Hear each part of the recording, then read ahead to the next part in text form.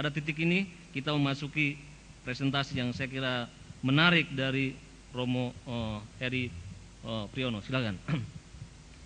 Terima kasih. Terima kasih Mas Yudi. Saya tidak membawa PowerPoint, tetapi saya mempunyai paper yang sudah ada di sini. Dan karena ini sudah kemarin dicetak, saya berharap sudah dibaca sebelumnya. Saya tidak akan membacakan itu semuanya.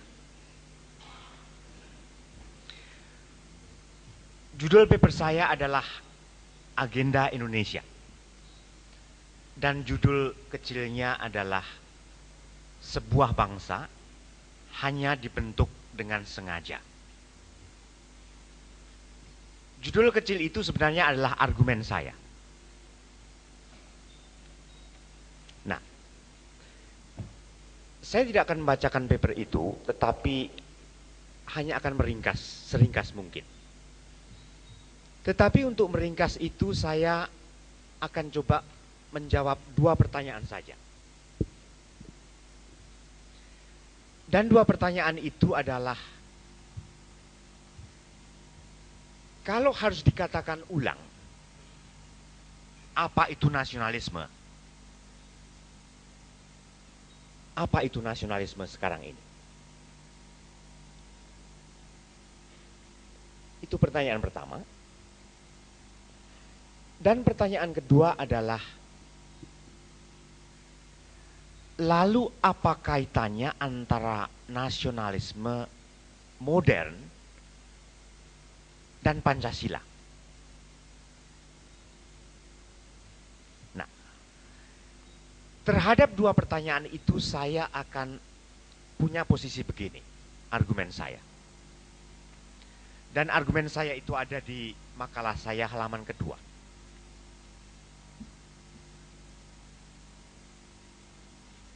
Setelah merefleksikan, maka saya sampai pada kesimpulan bahwa nasionalisme dewasa ini itu pada akhirnya menunjuk pada kehendak yang secara sungguh sengaja. Kata sengaja ini menjadi suatu yang kunci bagi saya. Intensional dan sengaja dilancarkan untuk mengelola dan mengarahkan berbagai macam cuaca politik, ekonomi, hukum, kultural modern ini. Dan itu dikelola serta diarahkan untuk membentuk Indonesia sebagai bangsa. Untuk membentuk Indonesia sebagai bangsa ini juga kunci. Di mana Pancasila?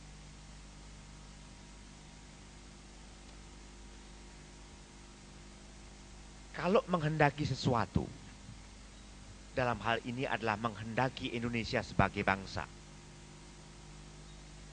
maka kan isinya kehendak itu apa? Saya kira Pancasila adalah isi dari kehendak untuk membentuk Indonesia sebagai bangsa. Itu argumen saya. Nah, baru saja Profesor Mestika dan Mas Yudi mengatakan bahwa ini bukan globalisme dan bukan lokalisme. Saya belajar banyak nasionalisme dari almarhum Ernest Gellner sebagai guru langsung sebelum dia meninggal, tapi juga dari muridnya yang namanya Anthony Smith. Yang menarik adalah begini. Sebenarnya pada manusia itu selalu ada unsur lokal dan universal sekaligus. Buktinya sangat sederhana. Saya sekarang ada di sini dan nggak bisa di Jakarta. Saya ada di sini dan nggak bisa di Tokyo. Karena itu selalu lokal. Saya ada di Rektorat UGM. Tetapi sekaligus saya juga bisa membayangkan apa yang terjadi di Wall Street, apa yang terjadi di London, apa yang terjadi di Jakarta. Kapasitas membayangkan itu adalah kapasitas universal, sedang determinasi saya hanya bisa direktorat adalah lokal. Yang menarik adalah bahwa nasionalisme itu bukan yang universal, bukan juga yang lokal, tetapi jembatan antara keduanya. Dan di situ sebenarnya terletak keindahannya, karena kita tidak mungkin hanya menjadi manusia universal, begitu juga kita tidak mungkin hanya menjadi manusia lokal. Dan persis nasionalisme adalah sebuah jembatan yang membuat kita sanggup untuk menghidupi baik yang universal maupun yang lokal. Saya akan mulai dari nasionalisme.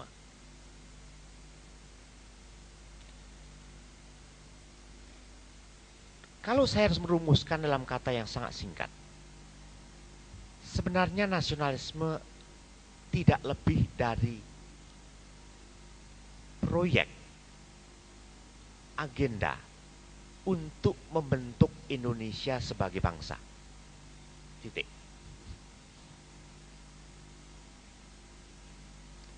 Artinya kita menghendaki Indonesia bukan sebagai agama, bukan sebagai suku, bukan sebagai ras, tetapi sebagai bangsa. Dan ini penting. Seringkali kita mendengar bahwa bangsa itu dasarnya civic. Kata civic datang dari kata Latin, civis, artinya warga negara. Bangsa yang civic artinya adalah keanggotaan dalam Indonesia sebagai bangsa itu bukan pertama-tama karena saya orang Islam atau orang Katolik atau orang Protestan atau orang Hindu, tapi karena saya warga negara. Indonesia bersifat civic artinya juga bukan pertama-tama keanggotaan saya di Indonesia dalam bangsa Indonesia itu bukan pertama-tama karena saya orang Jawa atau orang Batak atau orang Manado, tapi karena pertama-tama saya adalah warga negara. Bukan juga pertama-tama karena saya seorang Melayu atau seorang Chinese, tapi pertama-tama karena saya seorang warga negara. Itulah artinya bangsa yang berciri civic. Seperti tadi sudah dikatakan cukup panjang. Sebenarnya dulu Soekarno, Hatta, dan Syahrir itu juga menghadapi masalah yang kita hadapi sekarang. Kalau membaca surat-surat Syahrir, indah sekali. Bahwa dia melakukan siasat kapan Jepang masuk, kapan Jepang pergi, kapan sekutu melakukan ini dan itu. Jadi mensiasati. Jadi benar, cuaca internasional itu tidak lebih mudah dari sekarang. Dan sekarang tidak lebih sulit daripada yang dulu. Mirip sekali. Karena unsur global dan universal itu juga sudah ada dulu. Sekarang juga sudah ada. Masalahnya kan kenapa? Seorang Soekarno, Hatta, dan Syahrir dan kawan-kawan sanggup dan punya kehendak yang sangat kuat untuk membentuk bangsa dulu. Sedang kita, kenapa terasa lemah? Nah, ada perbedaan juga antara awal abad 20 dan 21 ini. Dulu kan ideologinya itu liberalisme, sosialisme, dan komunisme. Sekarang ideologinya adalah Francis Fukuyama, akhir sejarah. Tetapi kenapa pada dua cuaca ini tetap saja ada sebuah kehendak yang sama untuk membentuk Indonesia sebagai bangsa? Dulu seorang Soekarno-Hatta sedang ingin membentuk Indonesia secara legal yuridis. Sedang sekarang, rupanya kita sedang menghendaki Indonesia itu dilakukan renewal, pembaharuan. Tetapi tetap saja, yang kita kehendaki adalah Indonesia sebagai bangsa. Bukan sebagai agama, bukan sebagai suku, bukan sebagai ras. Indonesia sebagai bangsa. Nah,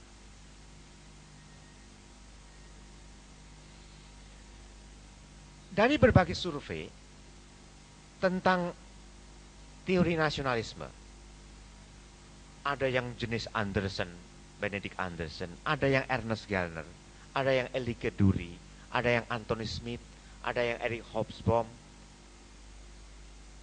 dan banyak lain. Saya menemukan dua faktor yang selalu konstan. Jadi bangsa itu tidak hanya dibentuk dengan kehendak. Karena kehendak sekuat apapun juga, kalau cuacanya itu tidak kondusif, tidak juga terbentuk. Tetapi bangsa itu juga bukan lahir hanya dari permainan cuaca tanpa ada kehendak. Nah, salah satu argumen saya adalah karena cuaca ekonomi, politik, internasional dan global itu tidak ada dalam kendali kita,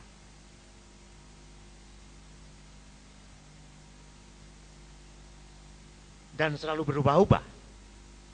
Itulah kenapa pembentukan bangsa memerlukan sebuah kehendak yang intensional dan sungguh sengaja untuk mengelola dan memakai cuaca eksternal itu bagi pembentukan bangsa. Entah itu cuacanya globalisasi, entah fundamentalisme agama, atau apapun juga. Tetapi dikelola dengan sengaja untuk membentuk Indonesia sebagai bangsa. Nah, pertanyaannya, tentang bangsa Indonesia ini, rupanya kita menghendaki supaya Indonesia itu terbentuk sebagai bangsa. Tetapi kenapa belum juga terwujud?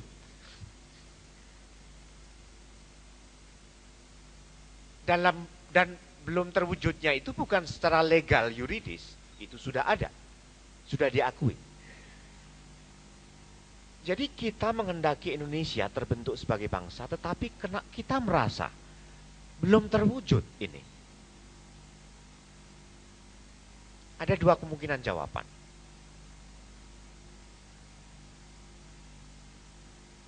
Bahasa Jawanya, karep ki mesti melar. Jadi kehendak, keinginan itu selalu menggelembung. Seperti karet. Maka sebuah kehendak tidak pernah tetap, selalu menggelembung. Karep kui mesti melar.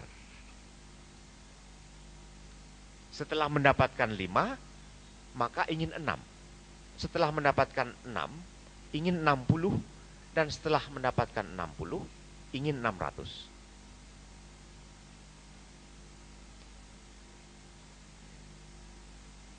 Tetapi yang kedua adalah faktor lain. Mungkin kelemahan kehendak. Tetapi kenapa sampai lemah kehendaknya?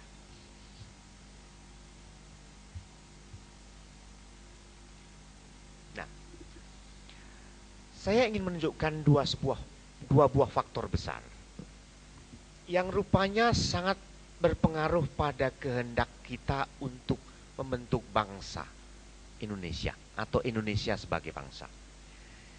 Yang satu kemarin juga sudah coba untuk disinggung sedikit, yaitu dua jenis fundamentalisme.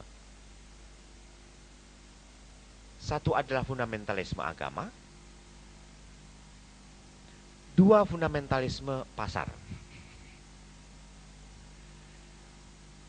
fundamentalisme agama adalah sebuah agenda untuk membentuk Indonesia itu bukan berdasarkan basis sivik warga negara, melainkan membentuk Indonesia itu berdasarkan dasar agama.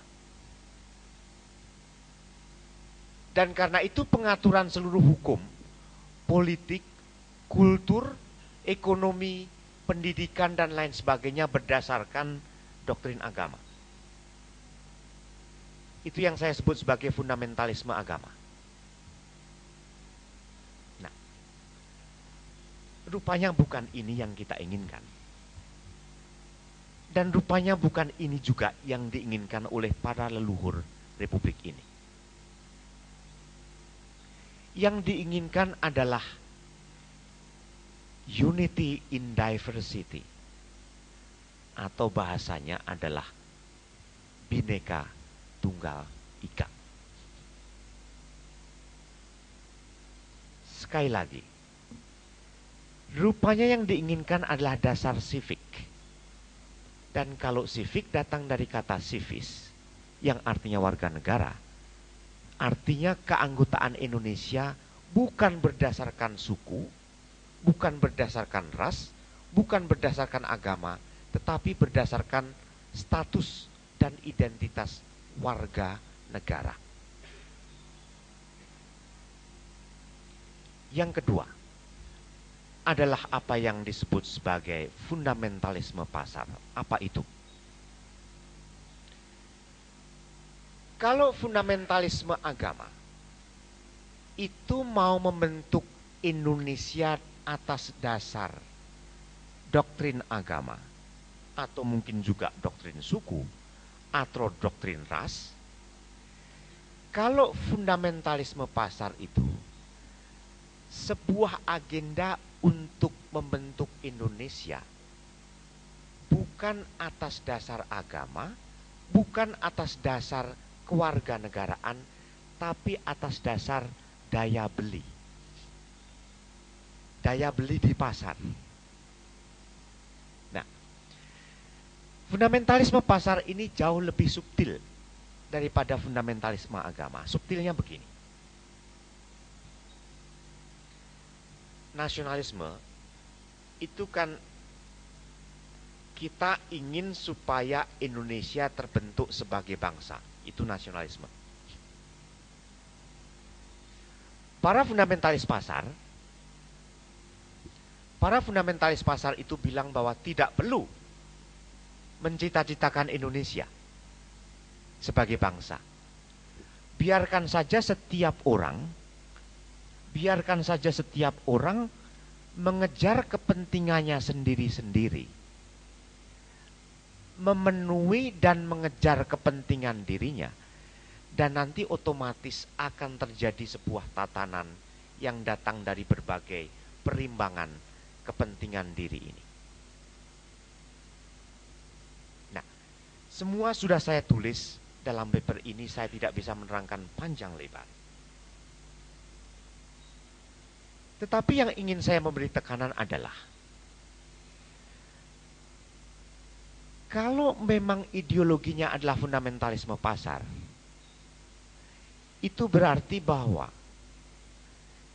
sebenarnya tidak perlu kita menghendaki dan mencita-citakan Indonesia sebagai bangsa. Karena Indonesia diharapkan akan muncul dengan sendirinya sebagai hasil sampingan. Kita tidak usah memaksudkan itu, tapi hasil sampingan begitu aja. Misalnya saya pergi ke Jogja, ingin memenuhi undangan untuk bicara di Kongres Pancasila. Dalam perjalanan ke Jogja, misalnya kemarin di pesawat itu ketemu Julia Perez. Nah, ketemu Julia Perez itu adalah hasil sampingan dari kepergian saya ke Yogyakarta. Itu adalah kisah nyata kemarin. Karena seluruh penumpang kemudian marah-marah. Kenapa? Menunggu hanya karena Julia Perez masuk pesawat. Nah, ada yang ganjil di sini. bagaimana setiap orang mengejar kepentingan dirinya sendiri-sendiri. Kok kemudian otomatis terjadi Indonesia terbentuk sebagai bangsa? Nah,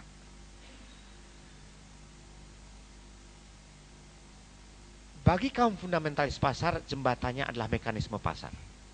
Dan mekanisme pasar artinya daya beli. Dan apa yang terjadi? Maka adalah orang miskin tidak akan pernah punya partisipasi untuk membentuk Indonesia, karena orang miskin tidak punya daya beli.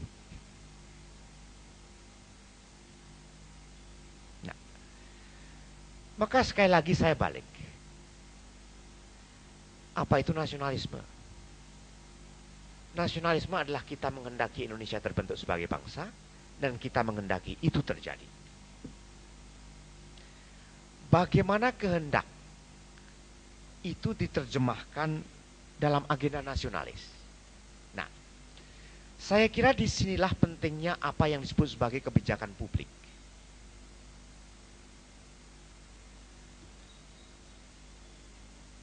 Bagi saya, dalam nasionalisme itu yang disebut sebagai kebijakan publik itu menjadi kuncinya. Karena kebijakan publik adalah perangkat yang akan mengelola berbagai macam cuaca, termasuk globalisme ini, itu supaya dipakai secara selektif. Mana yang punya kekuatan dan daya untuk membentuk Indonesia sebagai bangsa. Nah, saya kira persis disitulah saya tidak melihat bahwa corak-corak kebijakan publik yang ada di negeri ini memang dengan sengaja diarahkan untuk membentuk Indonesia sebagai bangsa. Banyak kebijakan publik yang sebenarnya hanya diciptakan supaya membantu menjadi insentif pengejaran pribadi. Tapi dengan demikian sebenarnya kebijakan itu tidak layak disebut sebagai publik. Karena sebuah kebijakan berciri publik kalau kebijakan itu punya sebuah target untuk membentuk Indonesia sebagai bangsa. Di mana letaknya Pancasila dalam hal ini? Bukankah kita selalu mengeluh Pancasila itu abstrak, tidak konkret? Jawaban saya sederhana, tidak ada cita-cita yang konkret. Cita-cita selalu abstrak dan tidak konkret. Tetapi mungkin kita juga sudah bosan dengan rumusan ketuhanan yang Maha Esa, kemanusiaan yang adil dan beradab, persatuan Indonesia. Perkenankan saya meringkas secara sangat padat hanya supaya untuk membuat shocking sedikit. Apa itu sila pertama? Keterbukaan pada yang transenden. Titik. Yang kedua, peri kemanusiaan apa? Kewargaan yang beradab. Kewargaan yang beradab artinya tidak bakar masjid dan tidak bakar gereja. Itu adalah kewargaan yang beradab. Ketiga, bersatu dalam keragaman. Keempat, proses demokrasi. Yang kelima, keadilan sosial. As simple as that. Nah, agenda nasionalis adalah menyusun berbagai kebijakan berdasarkan Pancasila. Sampai Pancasila dan etosnya itu menjadi sebuah habit dalam perilaku sehari-hari. Waktunya sudah habis, satu kalimat lagi. Pada akhirnya, kehendak yang kuat dan mendasarkan dan membentuk public policy berdasarkan Pancasila, itulah yang diinginkan oleh para leluhur kita. Nah, mungkin dibandingkan leluhur kita lemah kehendak. Dan saya kira persis tantangannya di situ. Karena kalau tidak, mungkin kita terlalu kerdil untuk Indonesia, atau mungkin Indonesia terlalu besar untuk kita. Itu saja, terima kasih. Iya, jadi nasionalisme Indonesia ini tidak datang secara kebetulan, tetapi lewat usaha, tekad dan kesengajaan untuk membentuk satu nation yang berbasis pada citizen, bukan nation atas dasar suku, agama dan sebagainya, tapi nation berdasarkan cita-cita civic, yaitu yang disebut dengan nation of citizen, berdasarkan kesamaan hak sebagai warga negara. Sejak tahun 30-an, Bung Karno mengatakan bahwa cita-cita nasional ini persis seperti dikatakan akan terwujud kalau ada apa yang saya sebut sebagai national spirit, national will, national deed. Spirit nasional, kehendak nasional, dan perbuatan nasional. Nah, sekarang cita-cita untuk membentuk nation yang berbasis pada hak warga negaraan yang sengaja lewat tekad itu, saya kira mendapatkan tadi tantangan utama dari fundamentalisme agama yang ingin melakukan totalitarianisme, melakukan satu pengaturan seluruh kehidupan publik atas dasar doktrin agama tertentu, yang berarti itu membuat nation of citizen di bawah dikte dari kekuatan partikular, sehingga itu menjadi self-defeating sebenarnya, karena nation berarti hancur. Kedua adalah fundamentalisme pasar yang justru ingin menghilangkan unsur kesengajaan itu dan membuat bangsa terjebak dalam anarkisme individual, sehingga unsur kesengajaan nation itu dicabik-cabik dan sepenuhnya diserahkan kepada kepentingan-kepentingan individu. Pada dua tantangan itulah merupakan tantangan besar dari nasionalisme kita sekarang, dan untuk itulah kenapa Pancasila perlu dihidupkan kembali, karena Pancasila menurut beliau adalah satu yardstick, satu ukuran nilai, cita-cita yang ingin diwujudkan, mengisi terhadap cita-cita kebangsaan itu. Kita masih punya waktu, ya kita sebut saja 30 menit karena agak terlambat tadi dikit. Kita curi sekitar 10 menit. Silakan kalau ada yang bertanya. Tapi saya akan suka sekali kalau juga ada ibu-ibu yang bertanya, supaya cita-cita kebangsaan ini sempurna. Dari jalur fundamentalisme kanan. Satu. Ya, Bapak dulu ya. Ya, oke. Siapa? Oh, Ibu dulu, oke. Ibu Ngadisa dulu, Ibu Ngadisa. Oke, Bapak yang tengah, yang hijau siapa? Sumadi. Ya, Bapak siapa? Ini yang batik. Siapa namanya? Pak Sudanarto. Yang tadi belakang siapa? Ya, baik Bapak. Ya, baik Bapak yang berbatik. Ya, Habibudin, saya kasih kesempatan Pak Habib. Silakan pertama dari sebelah kanan. Kalau bisa jangan jadi pembicara berikutnya ya. Jadi kita langsung aja. Ya. Diperkenalkan namanya. Sudah Pak, 5 aja. Waktunya tidak ada. Terima kasih. Tidak berpanjang lebar. Nama saya Yakobus Mayong Padang dari DPR RI. Sayang sekali kemarin tidak sempat hadir. Pertanyaan saya pertama, menurut pembicara, apakah sekarang ini pengelolaan negara ini sudah berdasarkan Pancasila atau tidak? Kalau Bapak-Bapak katakan tidak, apa yang menjadi penyebabnya? Kalau Bapak-Bapak katakan sudah ya, kita akan berdebat seterusnya. Yang kedua, fakta di ruangan ini menunjukkan keprihatinan. Ya, ini Kongres Pancasila. Saya berharap datang tadi pagi akan banyak anak muda yang pagi-pagi sekali datang antusias untuk mendengarkan. Ternyata saya masuk ruangan tadi baru 20 orang dan semua orang-orang yang tua gitu. Oleh karena itu faktornya, ya belakangan baru datang ada sebagian, tapi lebih banyak orang tua. Maksud saya, apa yang menjadi penyebab semua ini, dan oleh karena itu sekaligus saran kepada Universitas Gadjah Mada untuk merumuskan sesuatu hal untuk aktualisasi Pancasila ke depan, sehingga Pancasila itu bisa menjadi betul-betul fondasi. Yang ketiga ialah, saya pikir perlu saya tidak tahu apakah ada sesi berikutnya apa semua. Saya kira dalam pencalonan presiden ada dua pola yang berkembang, antara neolib dengan ekonomi kerakyatan. Menurut saya itu dua-duanya salah. Kita ekonomi Pancasila jalan di tengah, ada perimbangan itu. Dan oleh karena itu menurut saya ini juga perlu dielaborasi, sehingga saya pikir Pak tadi dari Sumatera Barat tadi soal nasionalisme yang meredup itu. Nah, pertanyaan saya kepada Bapak ialah faktornya kenapa? Apakah saya ngantuk tadi sehingga kurang jelas atau apa? Tetapi faktornya kenapa sampai nasionalisme itu menjadi meredup? Terima kasih pimpinan. Baik, silakan Ibu, silakan. Ya. Ya. Berdiri untuk memberikan Tepuk tangan buat Ibu kita Kartini. Baik, nama saya Ngadisah dari Institut Pemerintahan Dalam Negeri atau IPDN Jatinangor.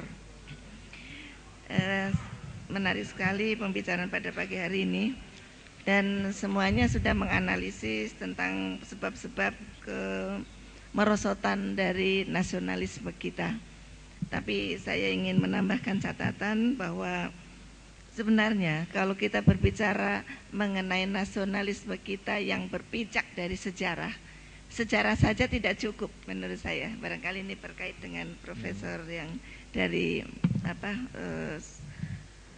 Sumatera Barat ya Pak ya. Jadi berpijak dari sejarah saja memang tidak cukup, dan sejarah itu lama kelamaan dilupakan oleh generasi muda seperti yang kita alami sekarang. Nyatanya yang hadir orang tua-tua, yang muda-muda ya, yang setengah tua ya juga ada. Yang muda kurang perhatian terhadap kita. Ini artinya bahwa sejarah itu makin lama itu makin dilupakan, kira-kira begitu. Maka dari itu perlu ada upaya-upaya terus untuk menanamkan nilai-nilai sejarah itu, mengingatkan kembali kepada setiap generasi. Kemudian kalau kita berbicara mengenai Pancasila itu bisa menjadi dasar negara, bisa menjadi filosofi negara, karena di sana mengandung nilai-nilai yang bisa disepakati bersama oleh sebagian besar masyarakat Indonesia. Nah, jadi ada nilai yang memang semua orang bisa menerima, atau paling kurang sebagian besar masyarakat bisa menerima. Tetapi yang menjadi persoalan kemudian, kan setelah kita bisa menerima Pancasila, persoalannya bukan pada nilai yang sudah ada itu, tetapi pada implementasi. Jadi Pak, setelah kita meyakini Pancasila itu baik, Pancasila itu cocok untuk kita, tetapi pada saat kita melihat kenyataan bahwa apa yang kita idolakan, apa yang kita gembar-gemborkan, ya kan ternyata tidak sesuai dengan kenyataan. Itu yang menjadi persoalan, sehingga pada waktu baru-baru reformasi itu digulirkan, saya mendapatkan banyak pertanyaan terutama dari mahasiswa yang sangat sebenarnya kritis dan mengatakan begini, untuk apa kita berpancasila Ibu kalau nyatanya ya kan kita tidak pernah berhasil membangun Indonesia ini menjadi baik dengan dasar Pancasila. Baik. Nah, ini pertanyaan yang sangat menggelitik. Nah, saya katakan bukan karena Pancasilanya yang salah, udah Bu, ya kan, tetapi yang salah adalah manusianya yang tidak bisa menerapkan Pancasila itu dalam kehidupan sehari-hari. Dan mohon maaf tadi saya betul Pak apa yang disampaikan oleh pembicara terakhir, bahwa administrasi negara ini menentukan bagaimana kita mengelola supaya Pancasila itu bisa eksis. Persoalannya kan kalau di depan mata kita Pancasila mengatakan keadilan, ya kan, kebersamaan itu menjadi satu cita-cita, tapi prakteknya adalah gontok-gontokan atau justru ketidakadilan, tawuran, maka kemudian makin suram lah itu Pancasila. Baik Bu, udah tertangkap ya. Ininya. Oke, ya, jadi maksud saya itu ya intinya adalah bagaimana mengimplementasikan Pancasila itu. Kemudian yang kedua, mohon maaf saya karena tadi sudah diberi amanah perempuan satu-satunya katanya. Ya, jadi saya nuntut sekarang. Terakhir Bu ya, terakhir Bu.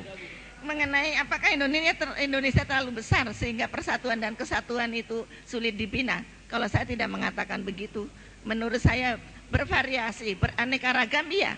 Ya, oleh karena itu kita memerlukan bingkai Pancasila untuk mempersatukan yang beraneka ragam itu. Tapi keluasan negara tidak menjadi soal menurut saya. Baik, terima kasih. Terima kasih. Silakan Pak.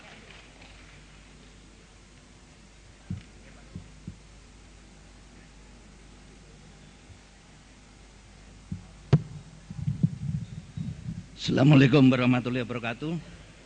Nama saya Sumadi dari UPN Veteran Yogyakarta. Dari pembicara yang terakhir, Pak Heri menyampaikan bahwa akibat menipisnya nasionalisme ini adalah produk pemerintahan yang tidak atau kurang pada nasionalisme, seperti kebijakan-kebijakan publik. Ini ilustrasinya adalah kasus di Newmont, kasus di Newmont. Karyawan-karyawan kita di sana hanya sebagai operator. Pada saat mengebor, mencari dan mengebor itu adalah orang-orang Indonesia. Kemudian setelah jadi, maka pengoperasiannya adalah orang-orang penanam modal. Dan yang lebih menyedihkan, beberapa di antara karyawan itu mengais-ngais debu, dibawa ke rumah, itu menghasilkan emas, cukup lumayan, hanya debu. Oke. Belum lagi kalau kita tinjau Freeport. Freeport sangat merugikan, karena memang ya indikasi bahwa produk kerjasama itu tidak mempunyai nilai nasionalisme. Oke, ada isu Konkretnya lain, Pak? adalah produknya adalah dibawa ke Amerika, bukannya diolah di sini, ini merugikan kita. Nah, yang kita tanyakan bagaimana caranya kebijakan-kebijakan publik ini bisa diaudit secara resmi. Baik. Hari ini kita mengaudit tidak resmi. Nanti hasilnya adalah himbauan-himbauan. Tapi audit kebijakan publik untuk ke depan bisa dilakukan dan dipublikasikan. Baik. Terima kasih. Terima Wassalamualaikum kasih. warahmatullahi wabarakatuh. Silakan yang belakang. Siapa tadi yang belakang? Ah, itu Bapak. Ya, Pak, silakan, Pak. Terima kasih. Nama saya Aminuddin Kasdi dari Masyarakat Sejarawan Indonesia, Jawa Timur. Pertanyaan saya, bagaimana usaha kita supaya generasi muda kita tidak amnesia sejarah? Karena banyak yang disampaikan oleh Ibu yang terdahulu tadi, sejarah itu tidak penting. Tapi banyak anak-anak kita yang amnesia sejarah. Bahkan tempat-tempat bersejarah, tokoh sejarah di daerahnya sendiri tidak tahu. Ini kan satu ironis, padahal orang asing itu lebih tahu. Ini bagaimana? Kemudian yang kedua, saya setuju dengan Prof. Mistika Z, rekan saya, bahwa nasionalisme adalah produk sejarah. Kita tidak dapat membayangkan bagaimana kalau Sriwijaya tidak menjadikan bahasa Melayu kuno sebagai lingua franca, dan Gajah Mada yang bisa mersatukan Nusantara sebagai satu national home. Yang kedua, bagaimana hubungan antara suku Aceh dengan suku di Sawu, suku Minahasa dengan suku di Sunda yang tidak pernah ketemu. Padahal itu merupakan satu komunitas yang kemudian pada waktu Sumpah Pemuda mengaku sebagai satu bangsa, Oke, satu yang lain, tanah Pak. air. Pertanyaan saya adalah, apakah dibenarkan kita untuk menyusun suatu sejarah nasional? Nah, kalau itu dibenarkan, untuk siapa yang berhak itu? Karena sekali lagi seperti SNI yang lalu dihujat karena sebagai legitimasi kekuasaan. Apakah tiap-tiap rejim itu tidak boleh menyusun sejarahnya sendiri sebagai bukti eksistensi keberadaan mereka? Kemudian yang ketiga, yaitu dari Pak Priyono, tadi dikatakan bahwa kebijakan publik kita belum mencerminkan Pancasila. Dan itu pun belum terjadi, apalagi setelah ada UUD amandemen. Persoalannya bagaimana supaya kita dapat menciptakan satu kebijakan publik yang bernuansa atau berjiwa Pancasila? Apakah tidak perlu untuk mengkaji kembali amandemen dari UUD 45 untuk dikembalikan pada UUD yang dicetuskan pada 18 Agustus 45? Terima kasih. Baik, terima kasih. Yang terakhir, Pak, silakan. Ya, singkat, Pak, ya. Sudah nggak ada. Assalamualaikum warahmatullahi wabarakatuh. Hmm.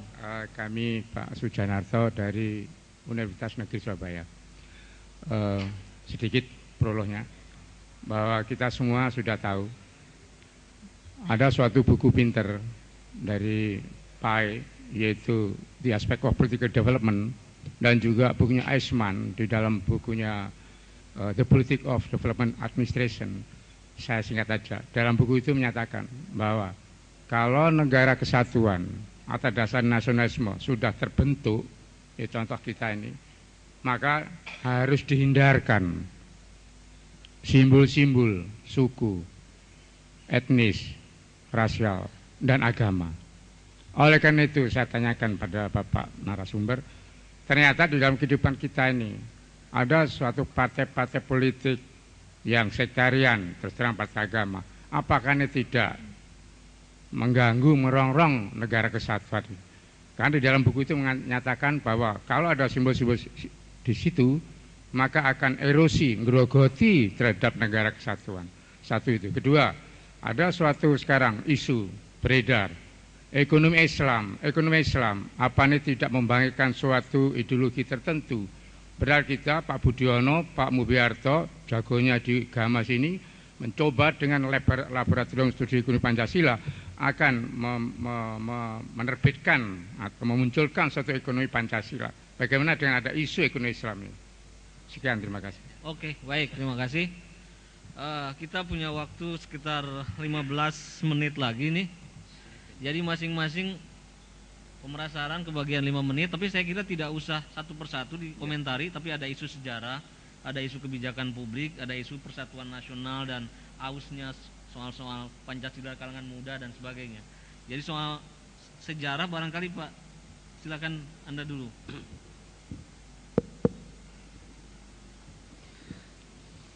Terima kasih.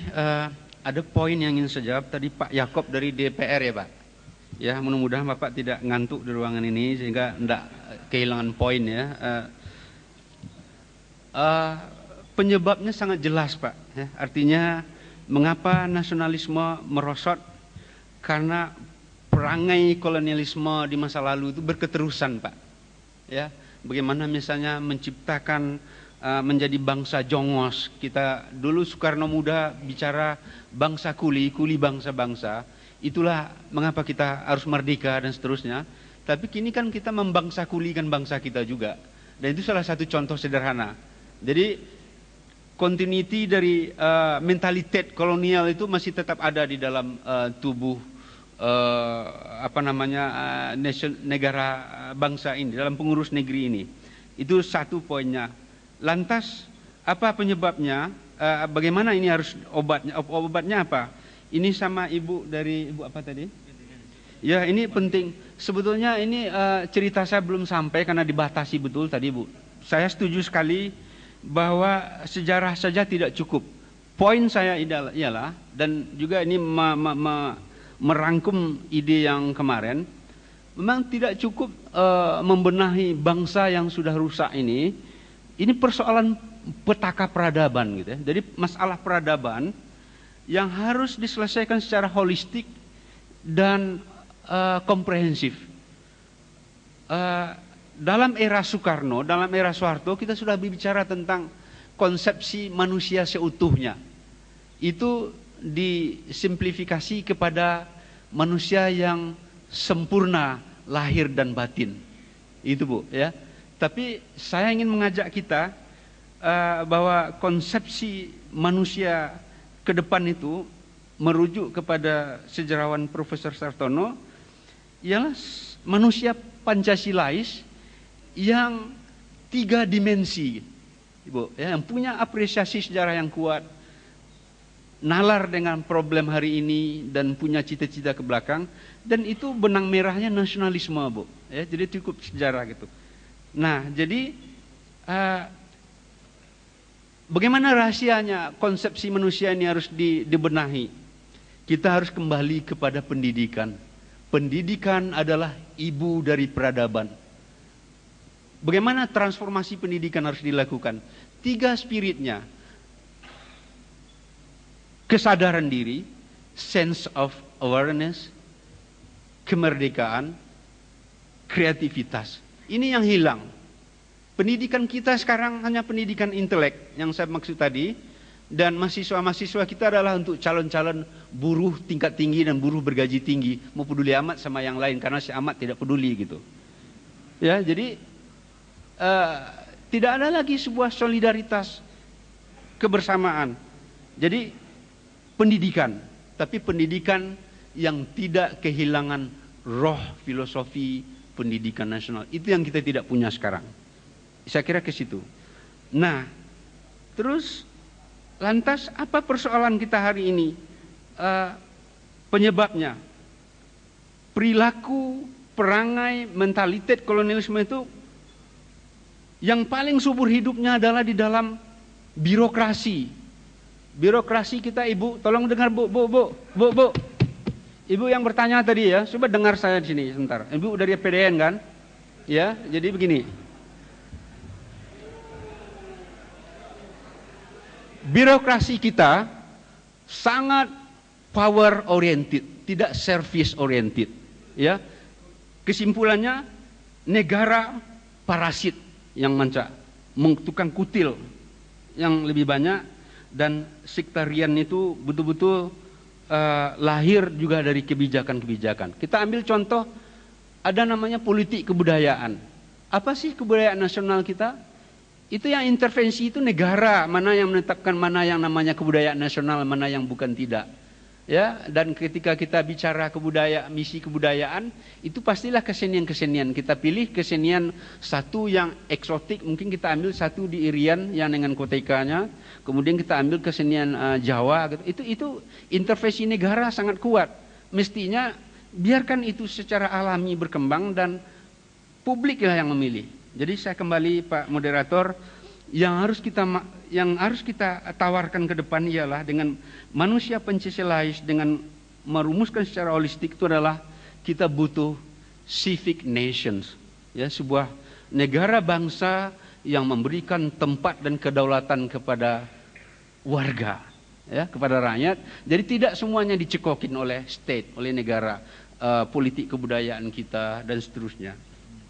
Satu, yang kedua, 1 menit lagi, Pancasila itu menurut saya memang harus bertalian dia dengan sebuah pengalaman bangsa, ke lokal, ke internasional, ke pengalaman nasionalisme, tapi dia bisa menjadi civic religion, ya. Jadi sebuah keyakinan bersama yang ditetesi oleh nasionalisme tadi, ya, dia milik bersama. Saudara kita di pelosok Aceh sana dengan Merauke di pelosok nelayan di Merauke sana merasa sebuah kebersamaan karena ada sebuah kepedulian tentang agenda-agenda bangsa ini, seperti yang oleh Profesor Tikno tadi, kebijakan publik. Inilah kita bangsa yang memble, kita jongos-jongos yang diperlakukan tetap oleh Jakarta, begini begitu. Nasionalisme ini menurut saya yang harus dikembangkan, tapi tidak puncak-puncak kebudayaan daerah. Saya pikir itu sudah usang, ya.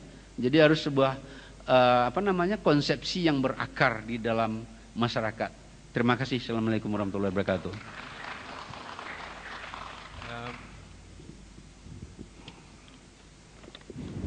Terima kasih Bapak sekalian. Saya kira kita mengerucut sudah idenya bahwa Pancasila sebagai cita-cita. Pertanyaannya adalah apakah kita sudah mendekati cita-cita itu gitu.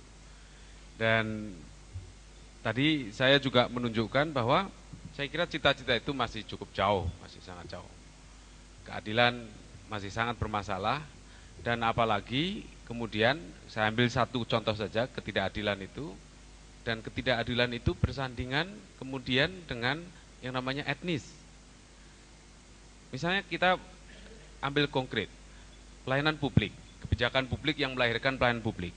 Betapa timpangnya pelayanan publik di Indonesia, betapa timpangnya pembangunan ekonomi di Indonesia, betapa timpangnya akses masyarakat terhadap pendidikan dan kesehatan. Dan yang timpang itu ada yang tinggi, ada yang rendah, ada yang mampu mengakses, ada yang tidak. Kebetulan mereka juga terbelah berbasis etnis. Dan oleh karena itu, seperti tadi Romo Heri sampaikan, kalau itu terjadi, berarti kita sudah dengan, dalam tanda petik, sengaja atau tidak mampu, telah menghancurkan satu pilar nasionalisme kita. Karena orang kemudian, gara-gara saya agama ini, gara-gara saya etnis ini, gara-gara saya tinggal nun jauh dari Jakarta, kemudian hak negara tidak hadir dalam wajahnya yang ramah dan sangat membantu.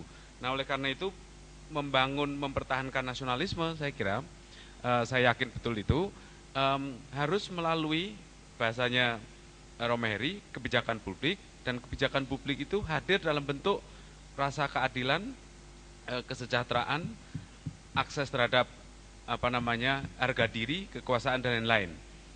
Dan oleh karena itu sejarah itu tidak hanya lahir dalam bentuk narasi, dalam bentuk cerita, tapi sejarah lahir dalam bentuk spirit. Dan spirit itu terbukti, ada buktinya. Kalau Indonesia ini adalah sebagian bangsa pejuang yang mampu berdikari melawan ekspansi kolonialisme di masa lalu, itu hanya bisa dipertahankan kalau anak muda kita melihat bukti itu sekarang, gitu. Tidak cerita masa lalu saja. Gitu. Nah, oleh karena itu menghadirkan bukti adalah sebuah cara yang paling efektif untuk meneruskan spirit sejarah. Dan yang kedua adalah bagaimana kita memberikan instrumentasi yang jelas, bagaimana melanjutkan spirit dari sejarah di masa lalu itu. Nah dan itu, dan nasionalisme semacam itu dihadapkan pada Indonesia yang sangat plural. Tadi Romaheru menegaskan Bhinneka Tunggal Ika dan seterusnya tadi. Saya tidak yakin bahwa ketakutan terhadap hidupnya identitas atau budaya lokal itu akan sekaligus membahayakan nasionalisme. Yang justru saya khawatirkan adalah ketika kita sangat ambisius dengan melakukan penyeragaman, ketika itu pula kita sebetulnya melakukan penundukan. Bahasa lain dari kolonialisme tadi beliau Pak Z tadi. Dan artinya apa? Justru menghancurkan pilar nasionalisme itu.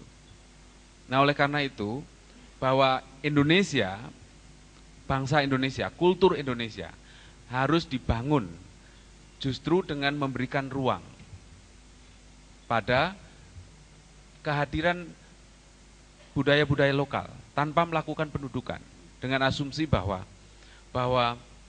justru keindonesiaan itu akan kuat kalau para lokal itu memang menjadi punya tempat dan bisa bersinergi dalam keindonesiaan. Kalau tidak, ketika kita berambisi melakukan penyeragaman yang artinya itu penundukan, dan ketika itulah justru kita menghancurkan pilar nasionalisme. Saya kira itu yang catatan kecil saya yang bisa saya sampaikan. Saya kembalikan ke Mas Yudi. Silakan langsung.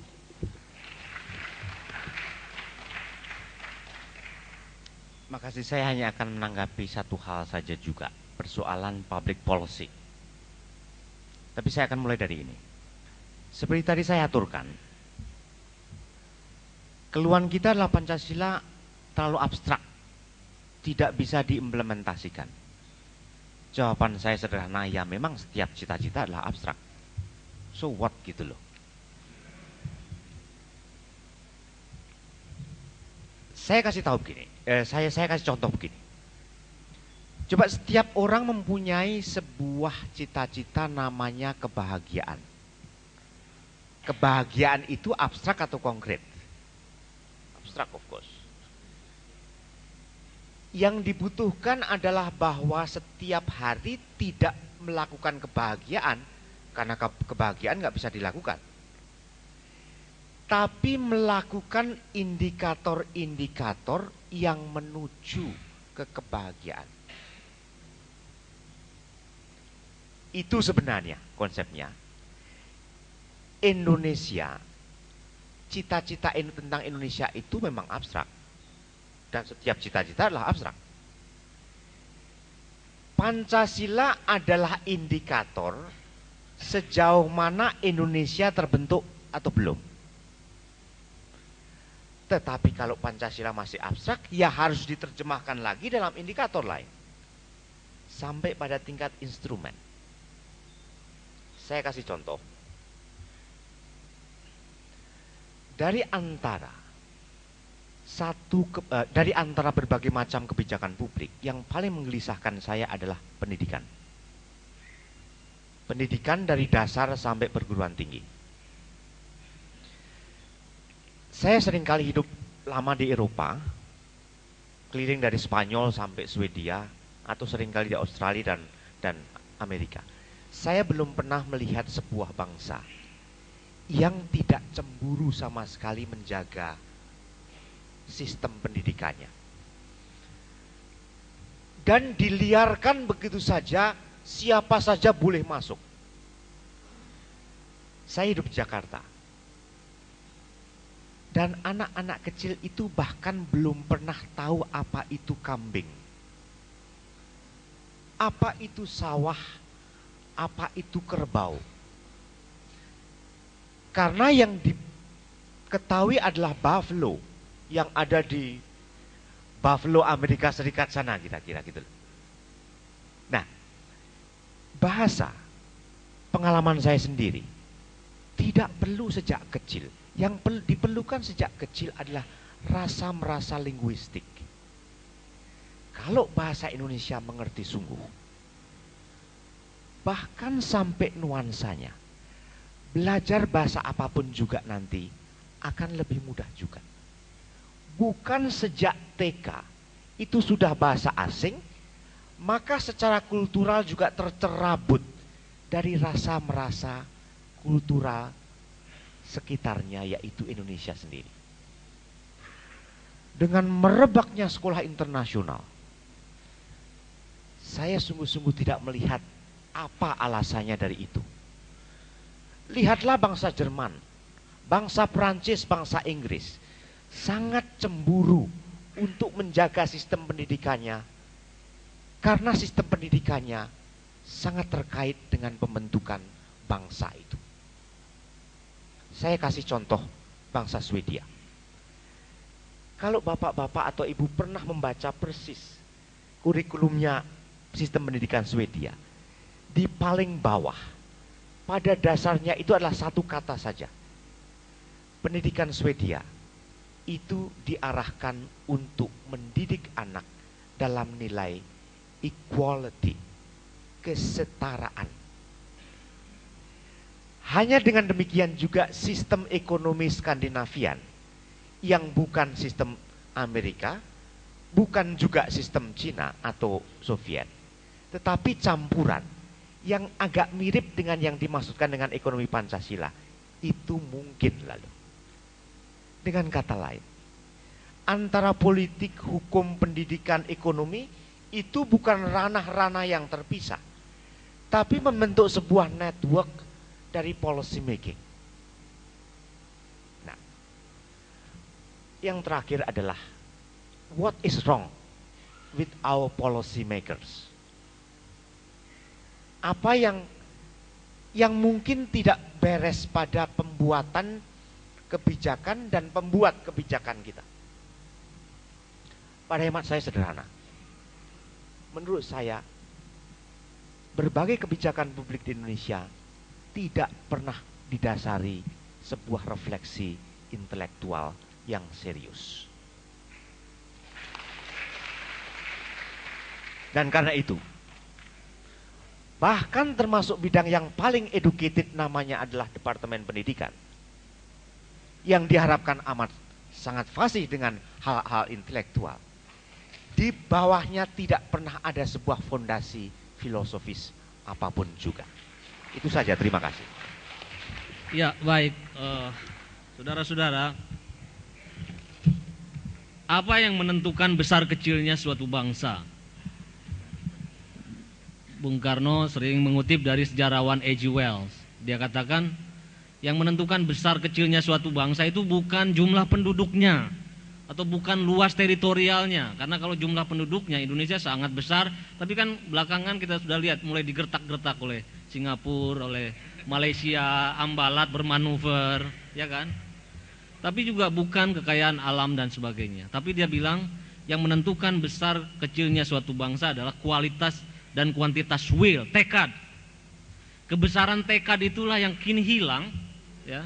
Kesengajaan, intensionalitas, dan pada seluruh program-program kebijakan publik tidak ada tekad, kehendak, intensionalitas, kesengajaan untuk membuat bangsa ini bangsa besar di muka bumi. Kita lanjutkan pada diskusi yang akan datang. Terima kasih. Assalamualaikum warahmatullahi wabarakatuh.